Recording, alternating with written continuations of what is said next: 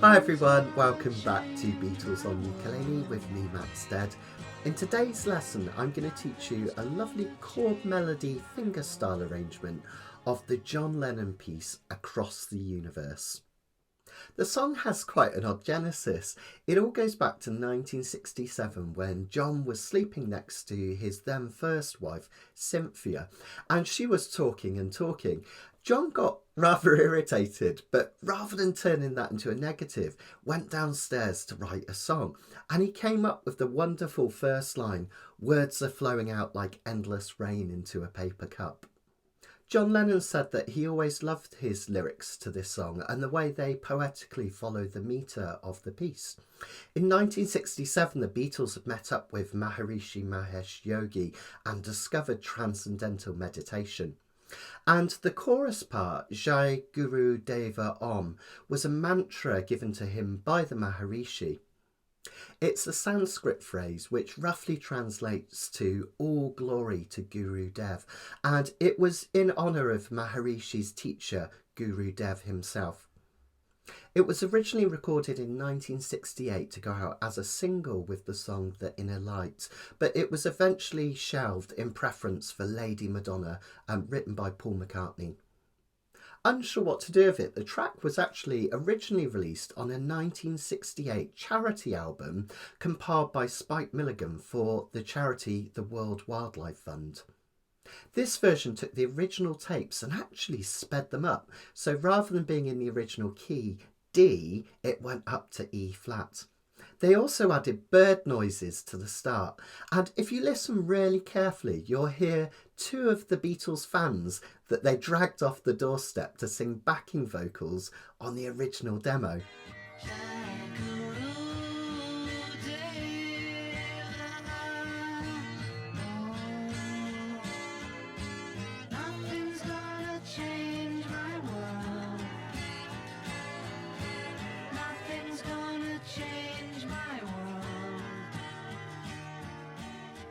If you're interested in hearing this version, it's available on YouTube and you'll also find it on the Past Masters compilation.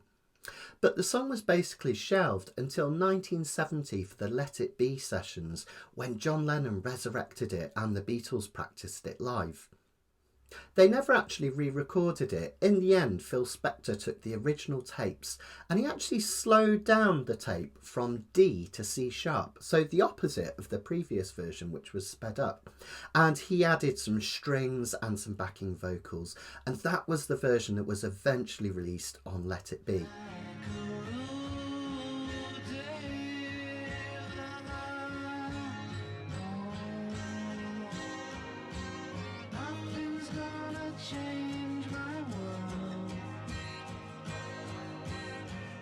For our version, I've taken it down from C sharp to C, which makes it a lot easier to play and means that the melody largely falls along the A string. I always feel with this one that John Lennon didn't quite finish this song. There's no middle eight in it like there is in a lot of Beatles songs, but it's a really beautiful, haunting melody. Let's have a listen to my fingerstyle chord melody version, and then I'll break it down and I'll teach you how to play it measure by measure.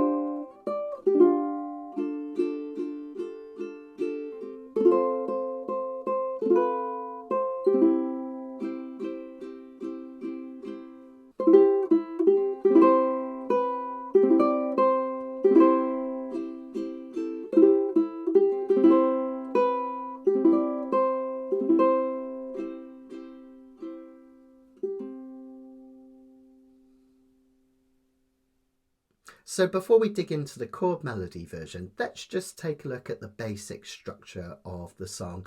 And I think this is really important when you're learning any chord melody because it gives you an idea of the timing and also the roadmap of where the song goes.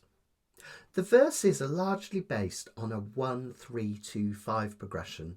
That's like a classic rhythm changes 1-6-2-5 progression, only the 6 chord has been replaced with the 3 chord. And in any key, that 3 chord, I often refer to it as the heartbreak chord. It really brings an element of sadness, and you will feel this air of melancholy as we play through this piece. Notice in measure 10 we go briefly to 2-4 time. Now don't sweat the theory behind this. This is really just an arranger and composer's way of creating like a stopping feel to the verse, and you'll feel it's almost slowing down. It's also a way that means that we can still write with quavers, which just makes everything a lot neater. So as we strum along and sing this to get an idea of the structure, when we get to measure 2, just play it for half as long as all the other measures. It's that simple. So from measure 9, we would have 1 and 2 and 3 and 4 and 1 and 2 and. Notice it's half as long as the measure before it. The chorus is nice and straightforward as well. You can think of it as 2 parts. We have the mantra part, shake a roll, Dave, C to D minor 7, Then we just have the 5 chord to the 4 chord twice, that's G7 to F. Nothing's gonna change my world. Nothing's gonna change my world. And we just repeat that. Nothing's gonna change my world. Nothing's gonna change my world. Now you might notice this arrangement's quite long. We've got 3 pages plus a dasenya al coda. And the reason for that is I've tried to keep this arrangement really true to the original. Quite often when we arrange songs as arrangers, we simplify them and we do verses with the same melodic structure each time. But of course, if you think about it, when John Lennon sings this, the verses have different syllables in them depending on the words that he's singing. So they all have tiny variances in them, and I've kept them true. So we've got all of the verses written out individually. So we have what's called a DS al coda going on. That's just a way of taking us back to the chorus and then jumping to a final verse. So let's take a look at that quickly. So in terms of structure, what we're going to do is we're going to play through the first 30 measures until we get to where it's written DS al coda. That's da segna al coda. That's Italian, which means we go back to the segna mark. That's a mark that looks like a little percentage sign with the S running through it. And then when it tells us to, we jump to the coda, the final page in effect. So after we've reached measure 30, we jump back to measure 12 where you'll see that little segna mark, the kind of S with a percentage sign running through it. Then we keep playing until we get to the end of measure 22 where you'll see it's marked to coda. That means we head to the coda, and the coda is marked with that unusual, it looks like a target sign. Do you see on measure 31? So when we get to measure 22 where it says to coda, this time we drop right down to measure 31 and then we play out the rest of the song from there. Just make sure you listen out for after the second verse when I shout chorus, you're going to jump back to measure 12 to that segno mark. After that you'll be absolutely fine. Just follow it through and jump to the coda when I say. I'll do this on close camera so you can follow the chords along with me really simply and clearly. Just join in with me after 1 and 2 and 3 and 4 and 1 and 2 and 3 and 4 and. Words are flowing out like endless rain into a paper cup. They sliver wildly as they slip away across the universe. Pools of sorrow, waves of joy are drifting through my opened mind. possessing and caressing me. First chorus. Jagaru Deva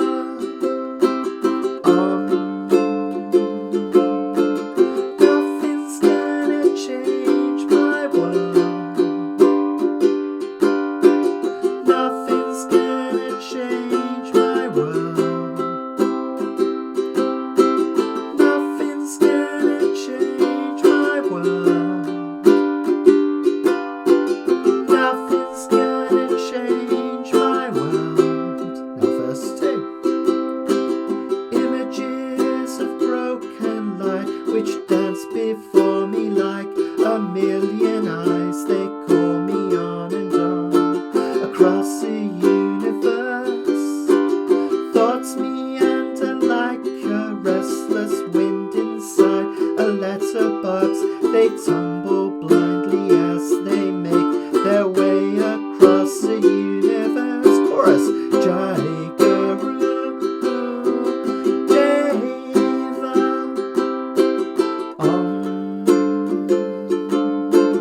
Nothing's gonna change my world. Nothing's gonna change my world. Nothing's gonna change my world. Nothing's gonna change my world. Now jump to the coda. Sounds of laughter, shades of life are ringing through my open ears, inciting and inviting me. Limitless, undying love which shines around me like a million suns. It calls me on and on across the universe. Jai Guru Deva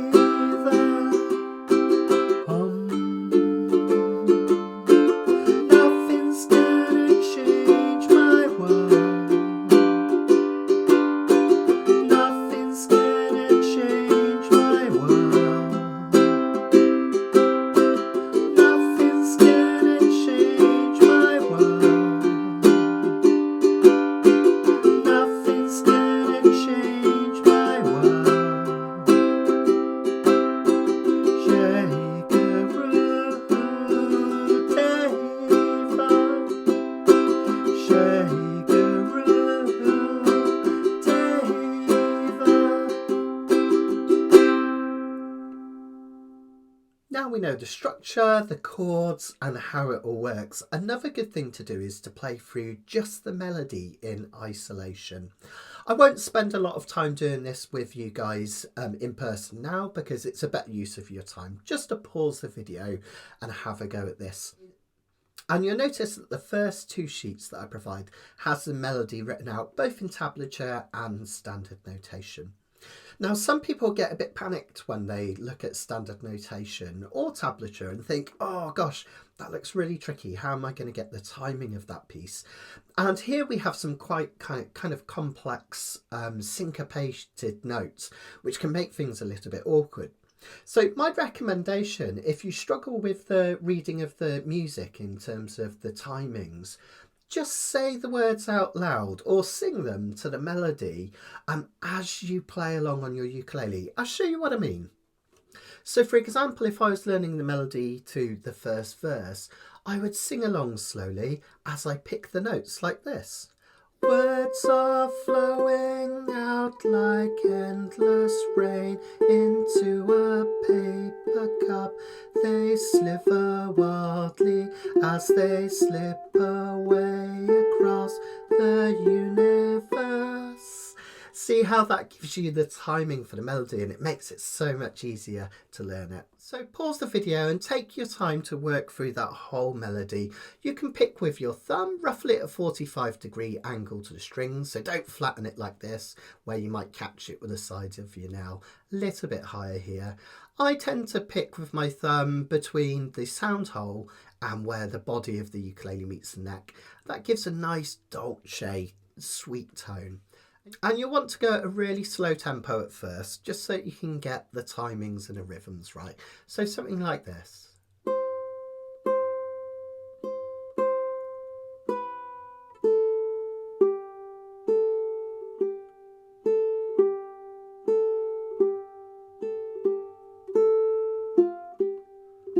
And so on and so forth. So just work your way through that melody nice and slowly, working your way through the song. So let's have a look at the full chord melody arrangement now. We're going to start with the introduction.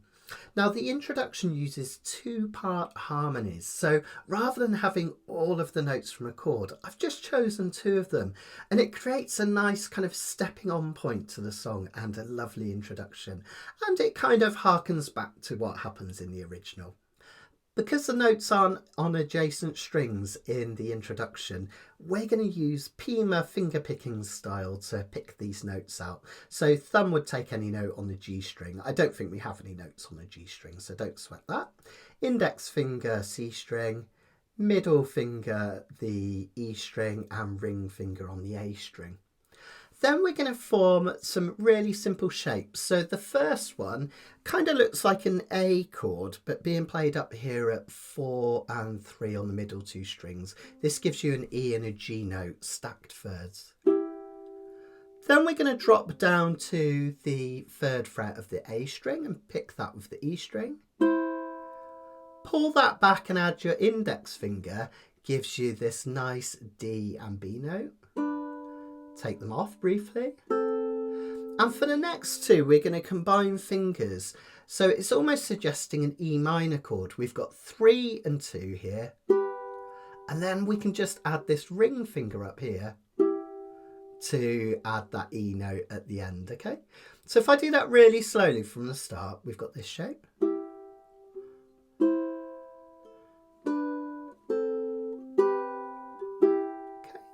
Just practice that round a few times, get that really comfortable.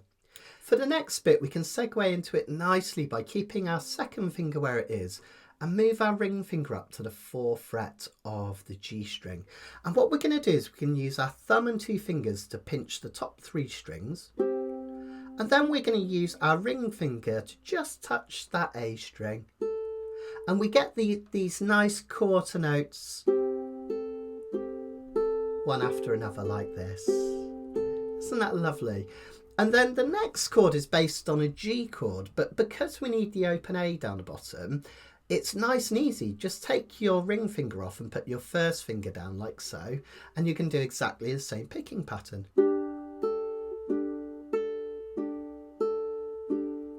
Like so. Okay. Let's put that all together. I'll play it once really slowly. So 0, 3.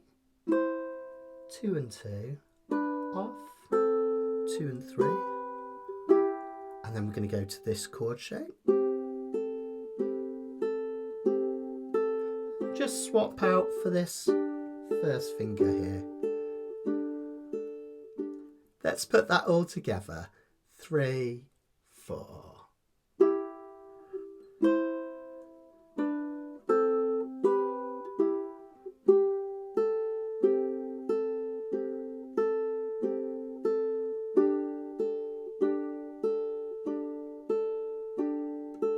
Fantastic. For the rest of the song, we're going to use that really simple thumb technique where we drag our thumb down over the strings until we hit whichever string has the melody note on it, and then we're going to stop. The start of the verse, the melody note is on the A string, so we can strum all the way. Now, generally, when I'm arranging a chord melody, I'll put chords on specific beats, like 1 and 3 or 2 and 4, or sometimes just the 1st beat of every measure. But here, because the song kind of ebbs and flows and has some really interesting syncopations, I've put the chords in different places to allow the flow of the piece to work better. So what you're going to do for measure 4 is you're going to put your finger on a C chord, because that's the underlying chord, and because the melody note is this high C note here, we're going to strum it all the way. Okay, that gives you the sound of a C chord, but also this high C melody note. Then we pick the note that's next, Same thing on the next bit, but notice the chord is played that little bit quicker. And then we go down to the C major 7 chord shape. And that's there just because the melody is this B note. Words are flowing out like... Okay, so the first half of the measure.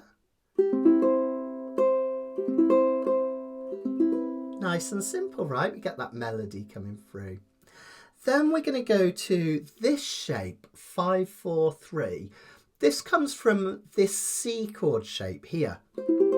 We can play a C chord as a bar. It's just like a B flat that's been moved out up to be a C chord. Now the melody note, we have an open A and then this G note. So what we do is we play the open A and then we put down these 3 fingers and only strum as far as the E string. I like to dig in on that A string afterwards. It means this note, which is a G, rings out really nice and loud, and it also stops me accidentally playing this note. Okay, so I get this. And then I go to an E minor. Now, E minor can be played a few different ways. One way of doing it is like this. This is the way that most people know. But another way of doing it is by covering the top 2 strings like so. And that works because this note here is a B. It's the same as this note here. Okay. So what I'm doing is I'm doing the top part of an E minor and again as far as this G melody note. And we do that for the whole of measure 5 and the end of measure 4. Have a watch and a listen. I'll do measure 4 and 5.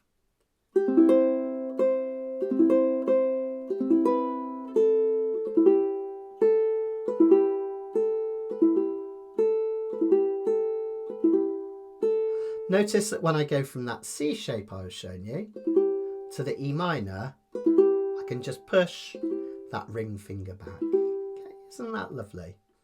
Again, if you have a look at the notation, you'll notice that some of these chords and notes are played for longer than others. Some of them have 2 flags, so they're semi-quavers rather than quavers.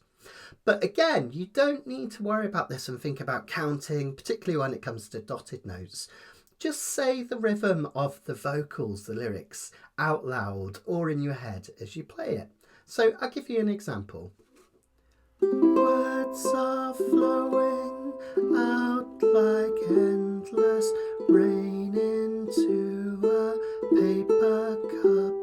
So you'll notice there that when we've got words that are 2 syllables, the notes are slightly closer together. Words are flowing there, out like endless.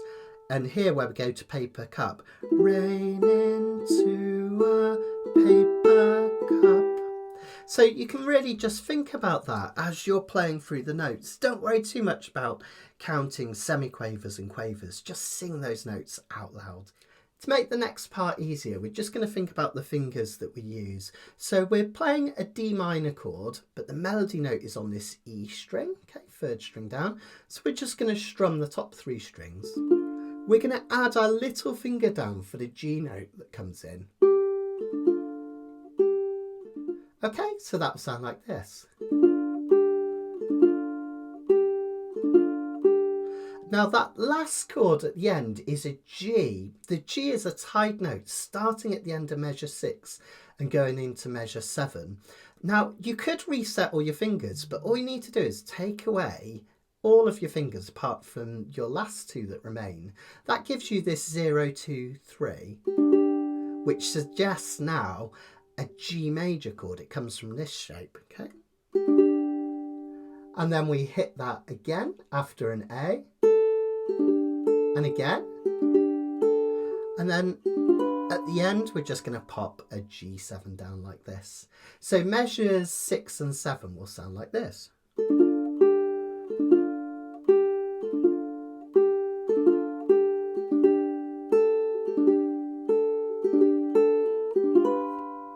Fantastic. Measures 8 and 9 are really similar to measures 4 and 5. They're using the same chords and the same tricks. The only difference is I've altered up the C chord at the end of measure 8. So I've turned it into a C5, 0, 0, 3. And the E minor, I'm not playing the note that's on the G string. I'm just replacing that with an open G. Why have I done that? Why have I changed the chords up? Well, it just keeps things interesting. If there's another way to invert a chord and it still sounds nice, but it gives a bit of variety, it's a lovely thing to do. Otherwise, we just have too much repetition. So measure 8, we start with our C chord again, to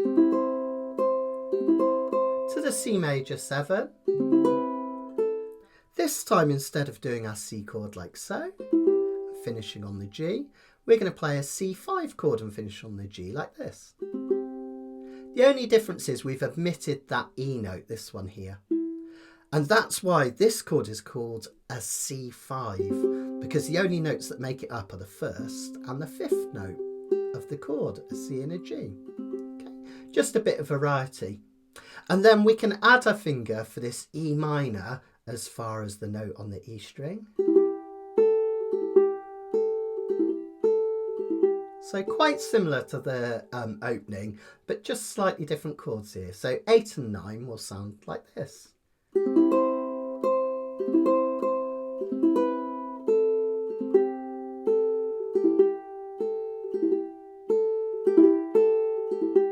Okay. Notice I used my last two fingers that time, but if you want to use the C5 with this finger and this one, you might find it a little bit more comfortable. Notice that on these measures, some of the melody notes have gone on to the E string now. So that's the reason why we're only strumming the top 3 strings and digging in when we hit that string which contains the melody note. Notice that on the next measure, the time signature changes. What? It's gotten from 4/4 to 2/4. That just means we have 2 beats in the measure rather than 4. Now, there's no complex theory to this. It's just an arranger's trick so that we can end that measure really simply and we can have a full measure for the next one. And then when we start the next section, the first chord and the first melody note land on the first beat. So it's just a way of neatening up the score. So just play it through just as you would normally. Just know there's only 2 beats in this one, so you just play the notes as they're written. So again, like earlier, we've got a D minor chord and we're just going to add this G note here to it afterwards. And the first time we're going to hit the chord twice as quick as we do the next one. So then we flip around to an F minor chord that would normally look like this, wouldn't it? An F minor. But the brilliant thing is, because the melody note is on this E string, we don't need to worry about stretching up here with our little finger. We can just do 1, 0, 1 like this. Take our finger away for the open E note. And then just pop it down here on the 2nd fret for the next bit, so we get this. And I tend to just ease off a little bit there because it feels like it's kind of decelerating at the end of this verse. It's really nice. So if I put those 2 measures together, that will sound like this.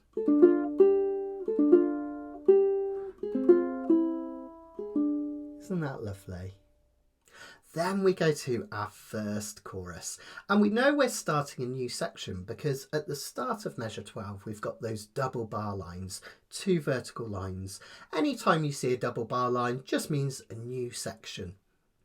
So the chorus starts with our mantra, Jai Guru Deva, and we're replicating that by having the chords and the melody coming through at the same time. So for instance, this first chord, we've got this C chord that we did earlier in the verse, strummed as far as this string because this one contains the melody note. And then we add the next 2 melody notes just by lifting our finger off and on the E string like this.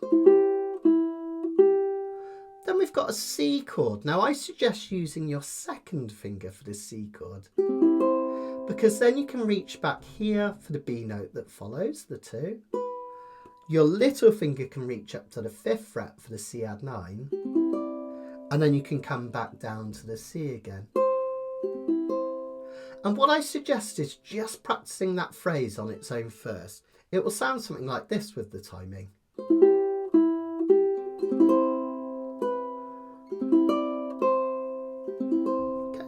Again, you can sing the words out loud if it helps, although they're quite odd at this point, aren't they? Because we've got this mantra. Okay.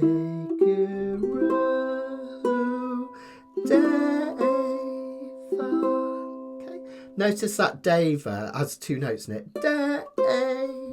Okay. Let's put that together. 3, 4.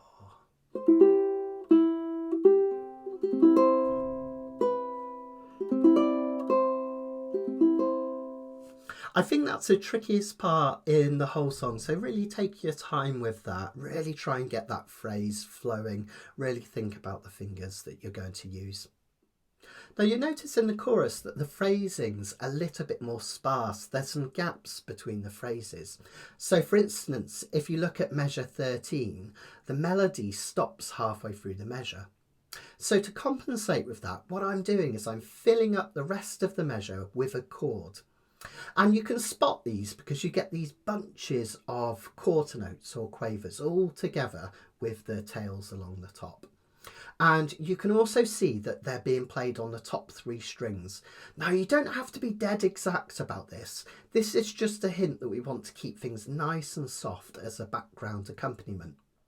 And that sounds really effective over chord melodies because you have almost the sound of an accompaniment uke and a lead uke. It's almost like 2 ukes playing at the same time. So to differentiate, what we're going to do with these clusters of chords is we're going to strum down using the pad of our thumb really lightly like this. Now it doesn't matter if you accidentally hit all 4 strings or if you only hit a couple of strings for that matter. Remember, we're just filling in a gap in the background. Notice that I tend to put my finger on a C chord even though we don't reach the A string, just because if I accidentally do strum too far, it still sounds nice. So we just get this nice light. And we're going to do that anytime we've got chords in little clusters on the top 3 strings. So if I put that together with the start of the chorus, that will sound like this.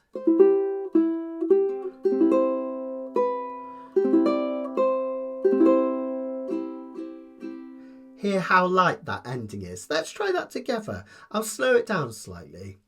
3, 4.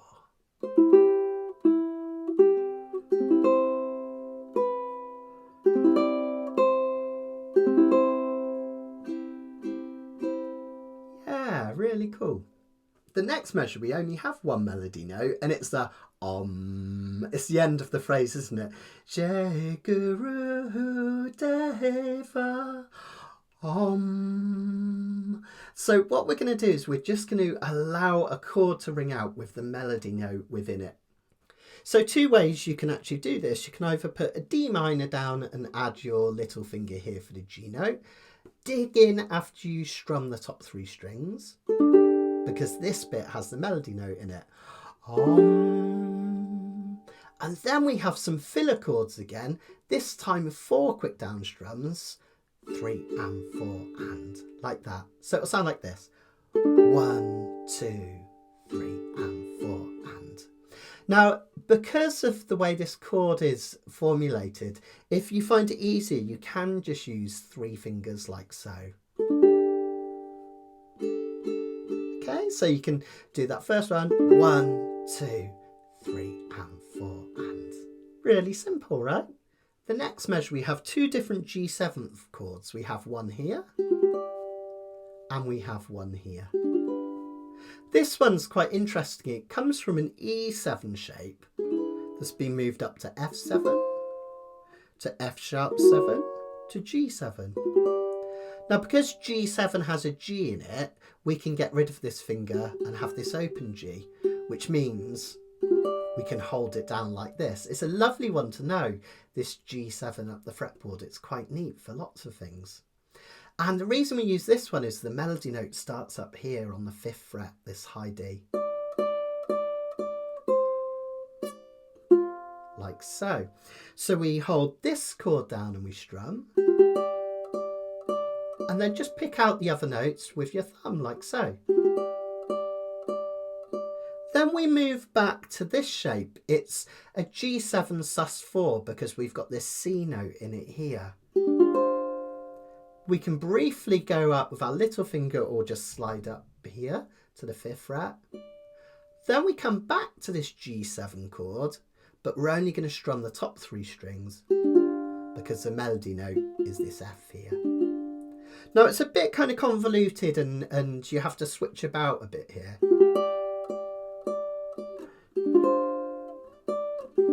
Like so. There is another option where we could stay high for the last chord like this.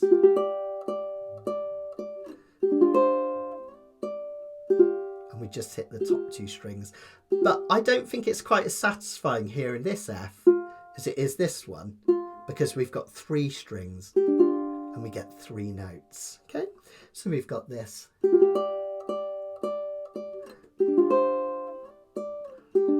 Isn't that lovely? That'll take a bit of practice. Then the whole of the next measure, all we're going to do is we're going to put those filling in chords in. Okay, so if I put that together with the timing of the measure before,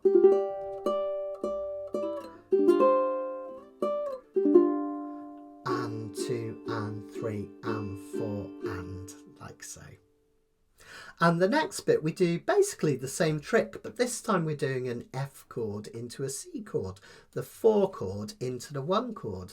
The melody note at this point on measure 21 is this high C note. So we're going to play an F chord and we're going to add this high C note into it. You can either use your ring finger. You can see that I find that a bit awkward, so I like to use my little finger on a tenor like this. The brilliant thing about this way is then your ring finger is free to come down on this 2nd fret for the B note in the next chord, which is the 11 in this F add 11. Hit that C again, and then we hit an open C, but we're only going to strum the top 3 strings because the melody note is here. And then we can just finish off with some of those light strums again. So if I put measure 21 and 22 together, it will look and sound something like this.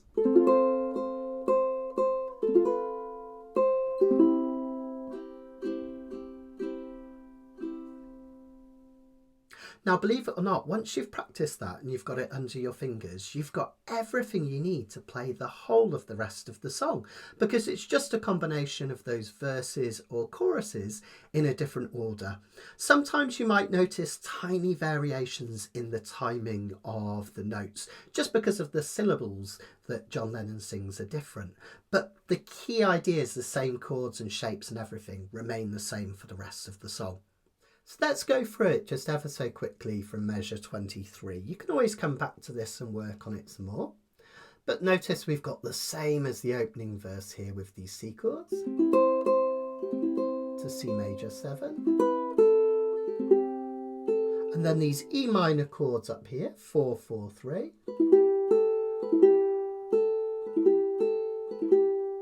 Down to the D minor.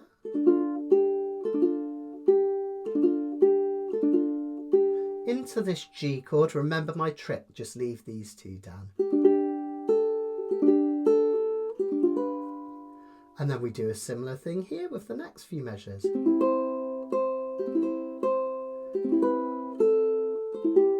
Okay, just move this finger over for the E minor.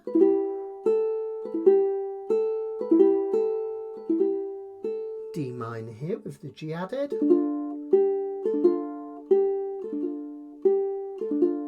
Remember the trick, just leave these down.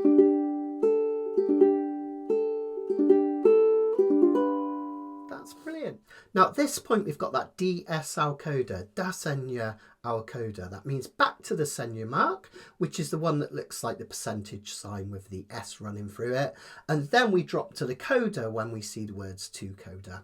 So in effect, we're going to go right back to measure 12 and we're going to play another chorus. So let's try that. Let's practice through that. So measure 12, we're back to this shape again. C chord, up to 5, and then light strums. D minor 7, we can just use this shape. Then we fill in. G7 up here.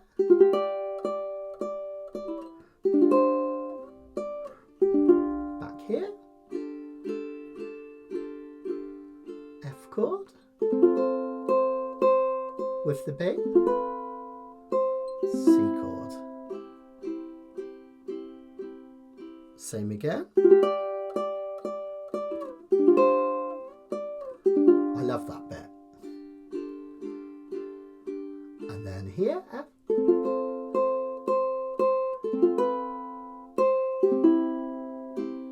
Now, if we've counted that right, we should have got to the end of measure 22 now.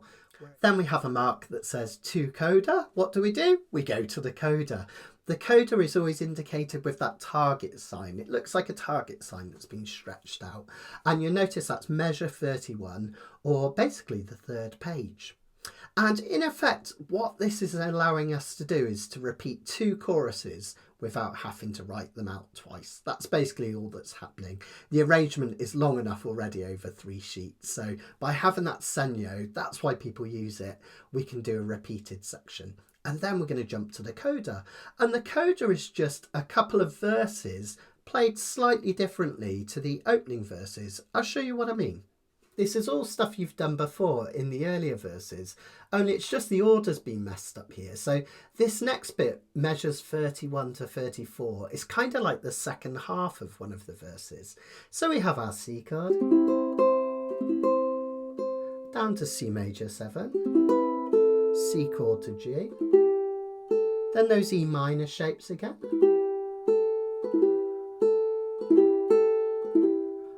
Then we go to that 2/4 bit, so we've just got 2 beats in this one. Notice that all the notes are the same length this time, so 1 and 2 and then to the F minor. That last chord is just an F minor, but the melody note goes to its lowest note in the whole song, the D note on the C string. Then measure 35, we've got another verse.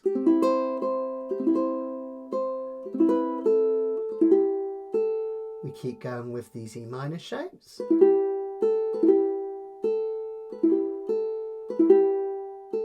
To the D minors.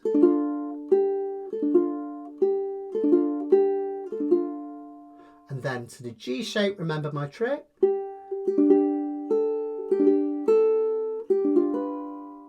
Then at measure 39, we've got one more chorus. And rather than jumping about and then having to jump back to this page, I've just written it out. So we could just play it through to the end here. So again, this is something that you've already done. We've got the C shape to the G note. C chord. Reach up to 5. Fill it out. And then our Om. Up to this G7 up here.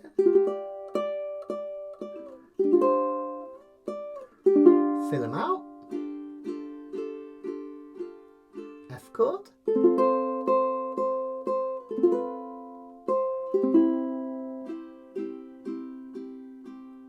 Then we have basically the same thing again. We've got our G7 up here. Fill it out.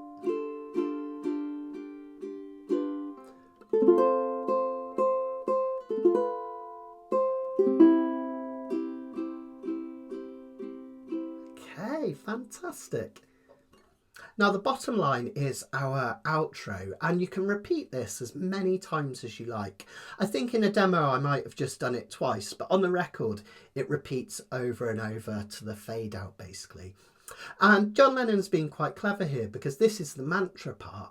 And of course, mantra is like a phrase, sometimes philosophical, sometimes not, that you concentrate on to reach a meditative state. So you will repeat it over and over and over. Hence the term mantra some people use for a repeating phrase. So here we just repeat that mantra, the Jai Guru Dev Om, again and again. Is that part from the chorus. And if you like, you can quieten down, you can slow down, make it your own. And it will look and sound something like this.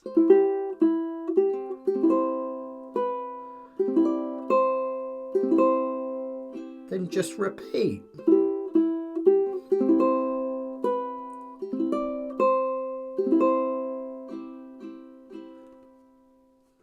Now, of course, repeats sound good on records. It's a nice way, isn't it, segueing out of one song and into another. And it's a nice way to finish a song. But live, it always sounds a little bit weird, doesn't it? Getting quieter and quieter and quieter. It just doesn't quite work. So you can repeat that phrase as many times as you like. And when you think you've had enough and you'd like to end the song, you could just strum a C chord to finish off. I'm just strumming the top 2 strings of the uke. That's a G note and a C note. Because that gives us this low C note, which is the root note of our C chord, which is also the tonic because we're in the key of C. So it's like a full stop. I think it sounds really lovely as a full stop at the end, just played gently. The little symbol above it, incidentally, is called a fermata, the dot and the arch. That just means a note or chord of indeterminate length. So it means once you've hit these notes, just allow them to decay naturally. Don't pause them like this or mute them. Just allow them to fade out, and that creates a lovely ending to the song. So that make the last line sound something like this.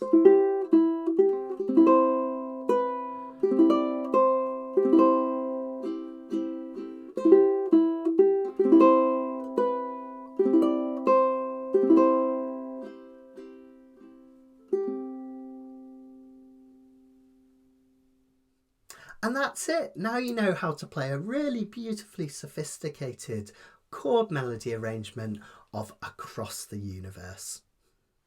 Hopefully it goes without saying now to really take your time to enjoy these.